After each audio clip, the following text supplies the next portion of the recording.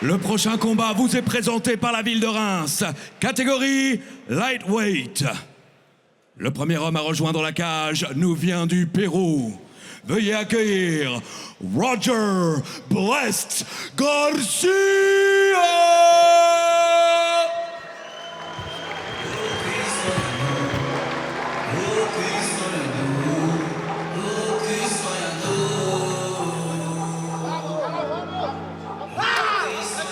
Blessed indeed is Roger Garcia. As mentioned in the preview package, he started MMA to sort of prevent bullying, but also to lose weight. He actually weighed over 110 kilos. As you can see, he is much less than that right now. And he's not just an MMA practitioner, but a teacher as well. He teaches Muay Thai and Lucha Libre, and he has said that passing on my passion to others also allows me to develop as a man.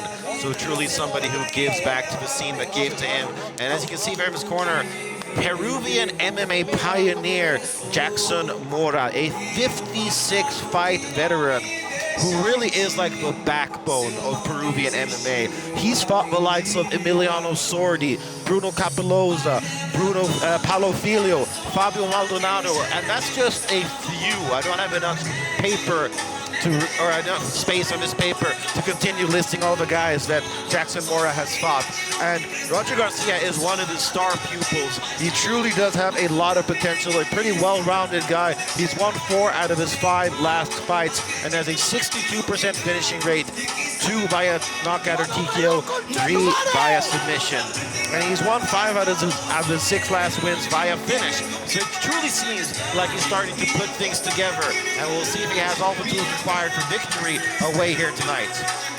Played a lot of football, soccer as a child. And do you know what his preferred position was, ironically? No. Striker. Hey, not surprised. Et son adversaire de Reims, pour son premier combat en France, Anthony la masse Dizy.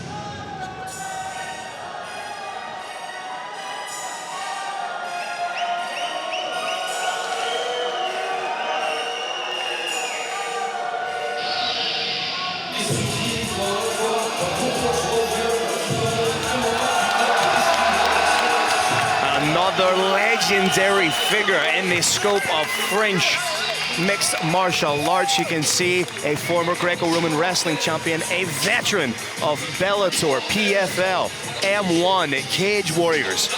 At 34 years old, it's conceivable that right now he is hitting a purple patch in his mixed martial arts career. 14 wins, 7 of those wins coming inside the distance. 5 by KO or TKO, 2 coming by way of submission. 5 finishes in the very first round.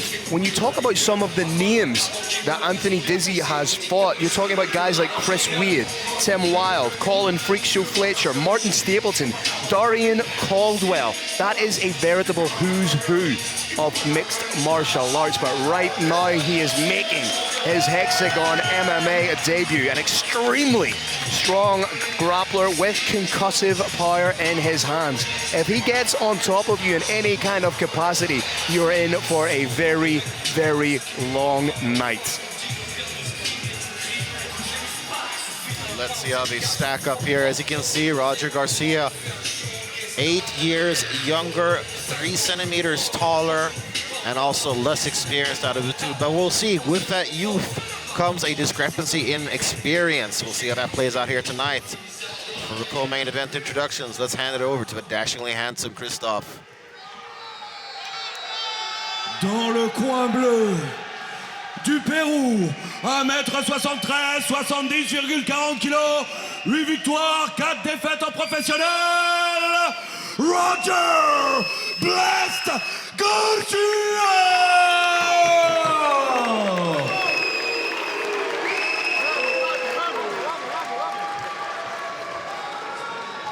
Et son adversaire, dans le coin rouge de Reims, 1m70, 70 kg 40, 14 victoires pour 4 défaites, Anthony Dizy!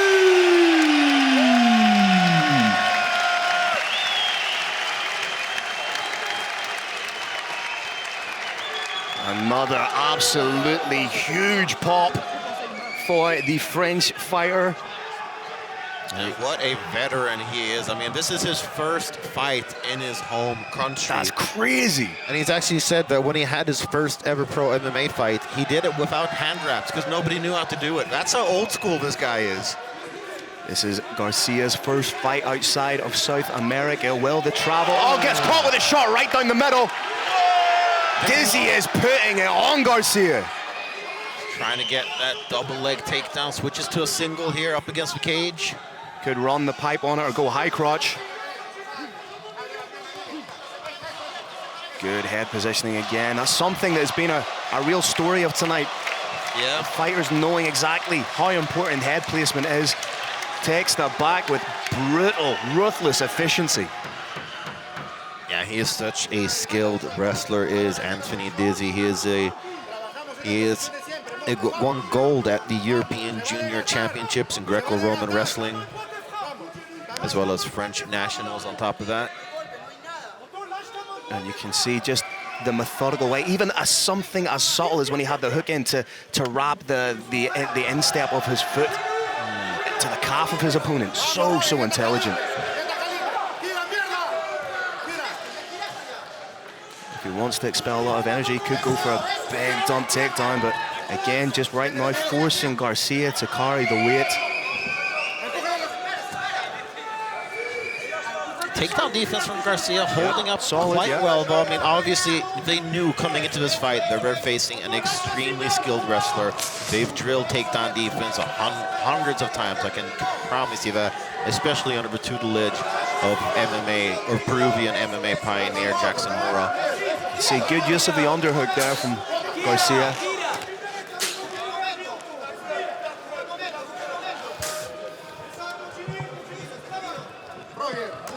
Nice little knee strikes being landed by Dizy in the clinch. And again, they may not look like much, ladies and gentlemen, but the cumulative damage of a pinpoint knee into the meat of the thigh, it's not nice. Oh, absolutely. And it's money in the bank, too. Thought he was going to attempt the throw, but abandons it. And if you thought Dizy was done with MMA after his stint in PFL, you're not alone, because so did he. I mean, he basically went into retirement after that. But when the opportunity came to fight in his hometown of Reims, he jumped on it. And we are certainly glad he did. Right now, he is trying to jump on this takedown.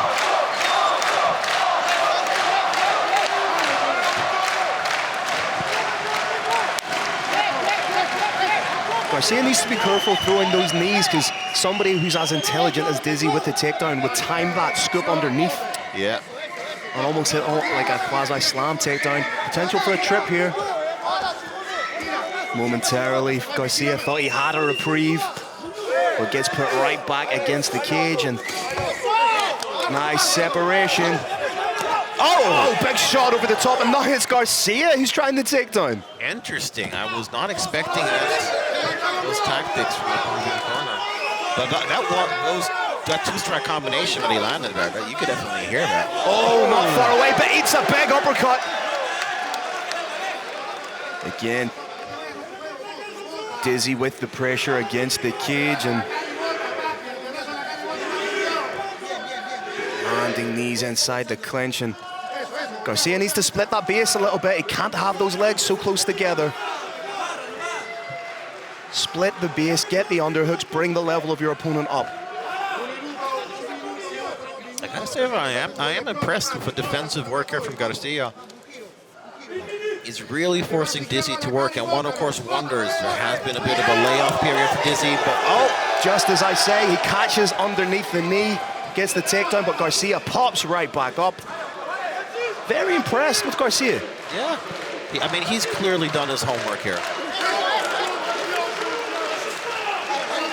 That looked a little low.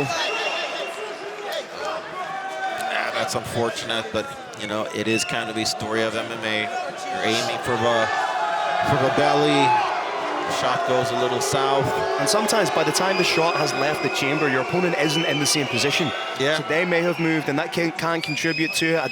I very much doubt there was any malice there from Anthony Dizy. Oh, no, definitely not. He is a true sportsman through and through. Accidents happen.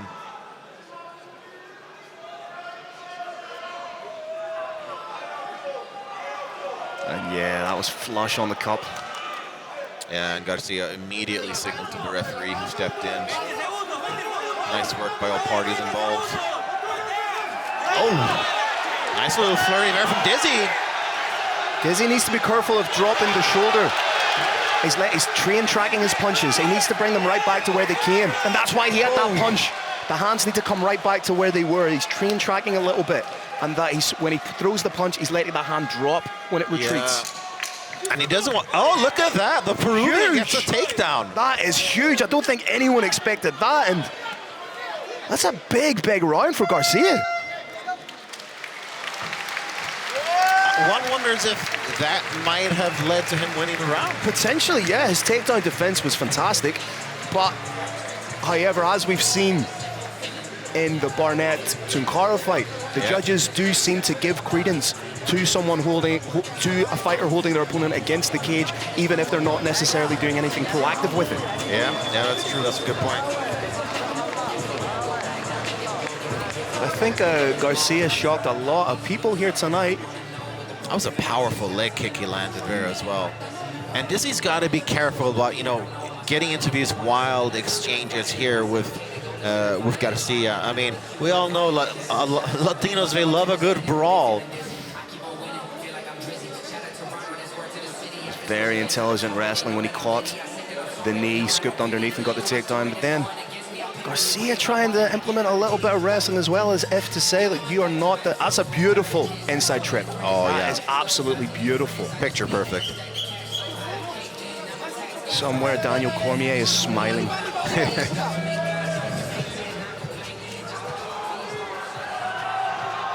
Very competitive fight so far. Yeah, both fighters had some good moments, that's for sure. But I do think you're really onto something there, Phil, about the way that Dizy kind of lets his strikes dip on the return. He needs to keep those hands high. Doubling up on the jab is smart. Oh, swing and a miss. He wasn't far away. That was like a baseball pitch. Something you'd see at Dodger Stadium. I really like now how Dizy is punching his way in to shorten the distance with the double jab and then the straight right. Garcia trying to time that counter hook. Nice roll out from Garcia.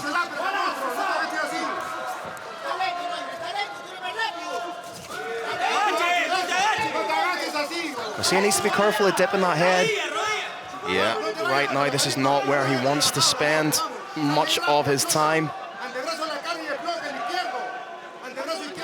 Working on getting that one underhook.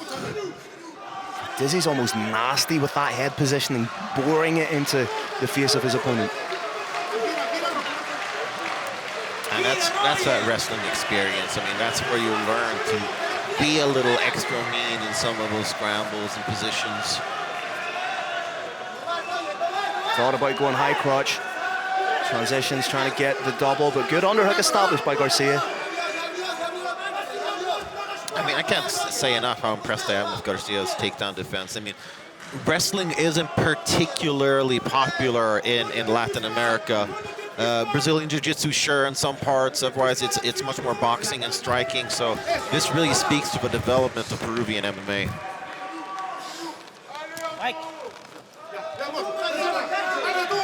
Solid break from the official.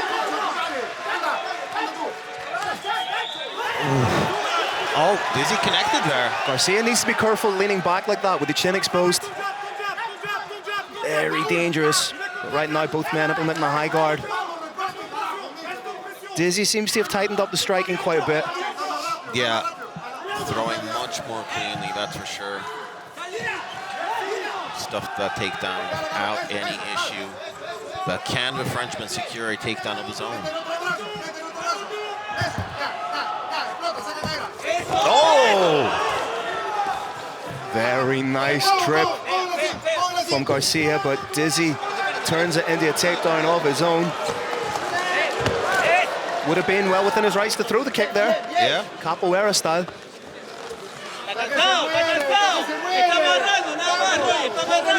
Garcia really is doing a great job of defending here. Again, you wonder how this is being interpreted by the judges. Yeah. It's Dizy working for the takedown, but Garcia is the one preventing him from doing it. I mean, if that Tunkara fight is any indication of a sort of judging criteria here in the building, then this is Dizy winning points.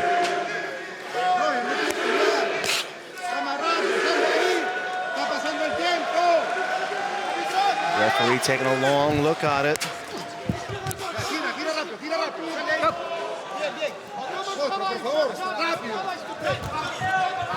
The break here. Let's see who can make the most happen here as they're separated.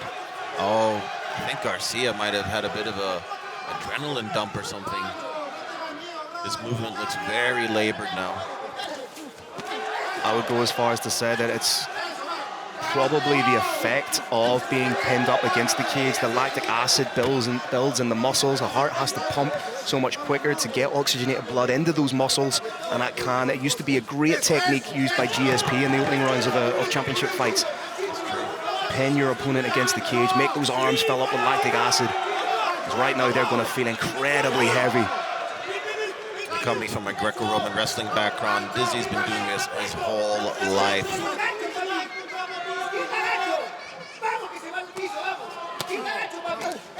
Nice straight landed from Garcia.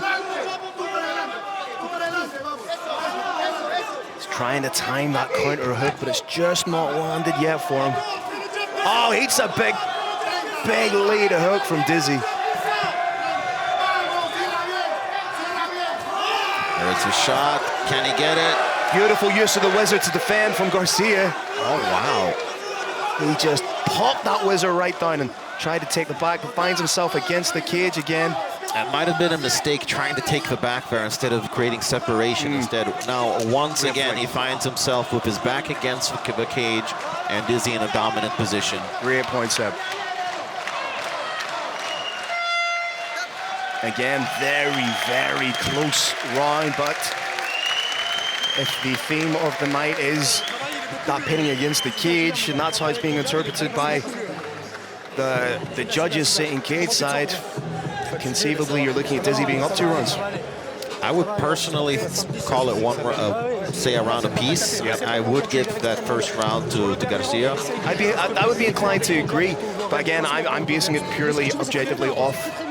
Yeah, I believe the judges will be looking at it. Yeah, that's true. Those are 2 different stories there. But it's almost like Garcia is like a pleasant surprise in the wrestling department, and Dizy is a pleasant surprise in the striking department. Very, very interesting fight. Garcia giving a great account of himself, making his continental European debut.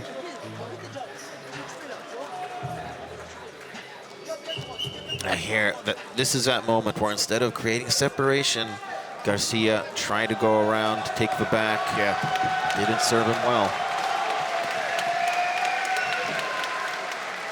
Third and final round of... Once you have to give credit to the matchmaking here at Hexagon. Oh, yeah.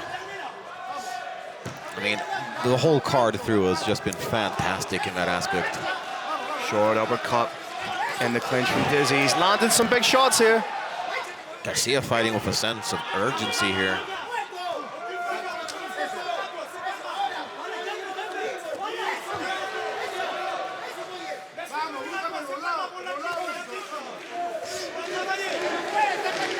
You wonder if in the head of Garcia. He knows the clinch is going to be initiated by Dizy. Is it meaning that he can't sit down on his punches a little bit because he doesn't want to plant the feet for fear of being taken down? That's true. That's a good point. That seed of doubt has been planted for sure. And a lot of times you can see strikers who are very, very good on the feet get a little bit more passive and fall into a defensive shell because they're spending so much of the time just thinking about defending the takedown. And if anything, that'll give credence to the striking of Dizy. Definitely. I mean, that was a nice little combination there that he landed.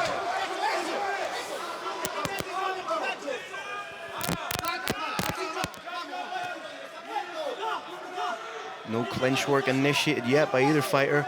Low on high from Garcia. Oh, that's a nice straight. Partially got through the guard. You would like to see Garcia start chaining the combinations together a little bit more rather than just trying to find that one-hitter quitter.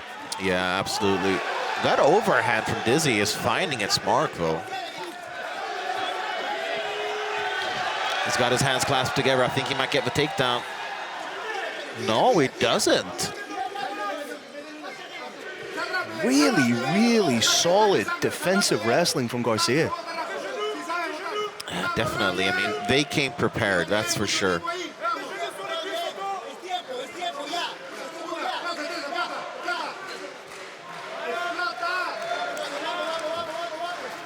Nice short elbow. Garcia needs to get out of there.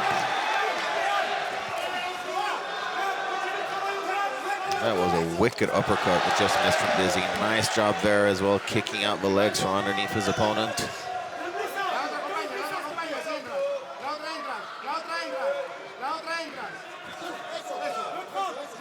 In a fight this close, both fighters need to do something definitive. Like I said, I would like to see Garcia start not loading up, sorry, start loading the combinations instead of throwing just that jab or just trying to find that big overhand. Revert to the fundamentals. Like that left hook that he's constantly throwing, but also constantly missing. Yeah, if he set that up with, you know, a straight hook, straight combination or something like that, or set it up with finishing with a leg kick, then going high. Yeah. Good sprawl. The defensive wrestling from Garcia has been incredible. Absolutely, no complaints there whatsoever. Very pleasantly surprised. Let's see if somebody can angle out of this, maybe land something on the break. Because if Garcia's takedown defense, there he gets out. I would have liked to see him throw something as he exits there, though. On the break, yeah.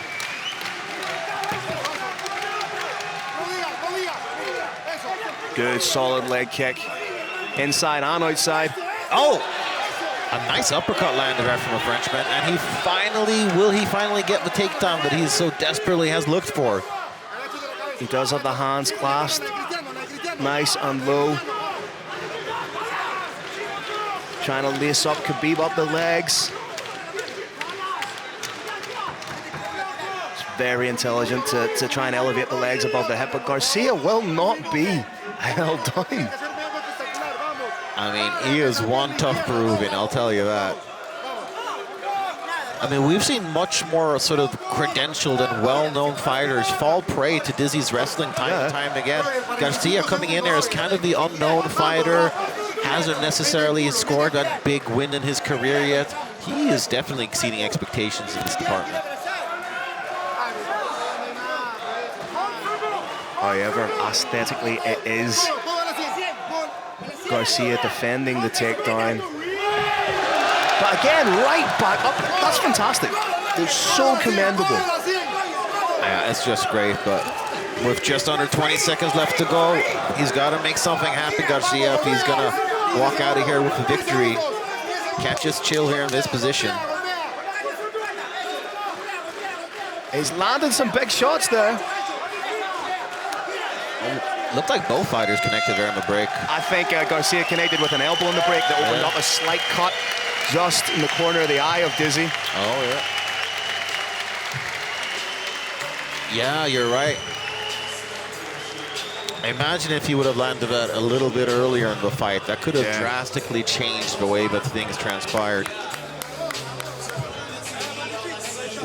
Win or lose, Garcia can be incredibly proud of his performance. Like you say, you know, fighters more credentialed with bigger names have fallen prey to the wrestling of Anthony Dizy. So for Garcia to come in and put on a defensive wrestling clinic like that, is fantastic. Oh, there is. That's more than a small cut. That's a sizable cut. Well, hey, part of the criteria is damage. Yeah. And if nothing else, Dizy will remember Roger Garcia anytime he looks in the mirror henceforth. Like you say, had that happened earlier, that could have completely changed the complexion of the fight. I didn't know, I was calling for him to throw something off of a break. Was it too little too late, or was it just the exclamation point on a victory? We'll see here.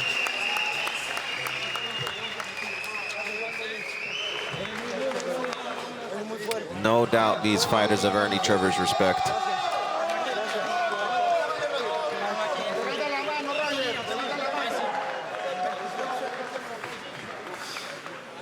Le vainqueur de ce match, par décision unanime des juges, le coin rouge, Anthony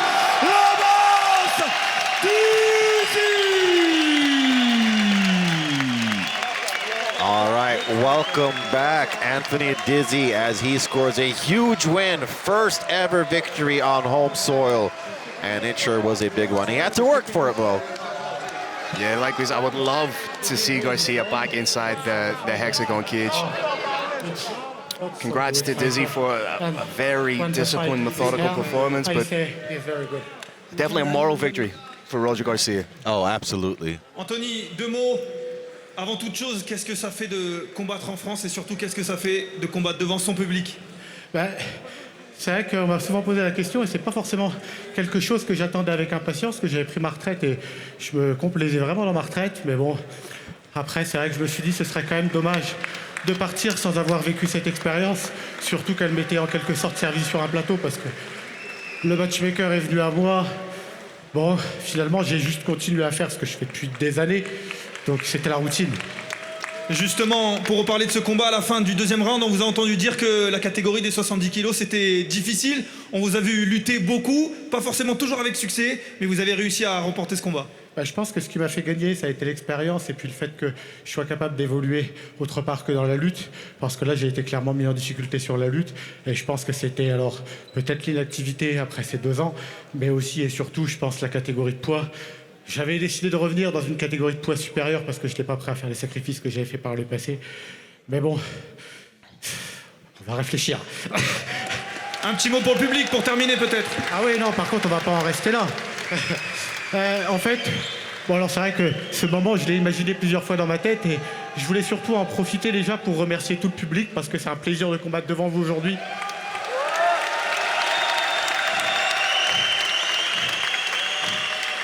Et je l'ai souvent dit, mais jamais en France, jamais devant mon public. Le MMA, c'est un sport individuel, c'est-à-dire que quand on rentre dans la cage, que la porte se ferme, on est face à notre adversaire. Mais pour autant, le travail qui est en amont, c'est un travail collectif. Et je ne serais pas capable de citer aujourd'hui toutes les personnes qui m'ont aidé depuis que j'ai commencé le sport. Mais déjà, je peux commencer par remercier Tahar Radby, Tital Sadoyan de l'Europe Top Team. Je remercie aussi Kamel Cheni qui est dans cette salle. Et ce soir, je pense que je lui ai fait honneur avec l'anglaise. Je remercie Thomas Poulain pour la préparation physique parce que c'est un très bon coach et on revient de loin. Je remercie Philippe et Ruslan pour leurs conseils précieux en lutte. Je remercie tout l'Europe Top Team, tous les avis, ma famille et un petit mot pour la fin pour ma femme parce que elle me soutient tout le temps et quand on fait ça à deux, c'est quand même plus simple. Elle a plus d'énergie que moi pour me booster chaque jour à continuer. Donc merci chérie. Vous pouvez applaudir bien fort Anthony Dizy.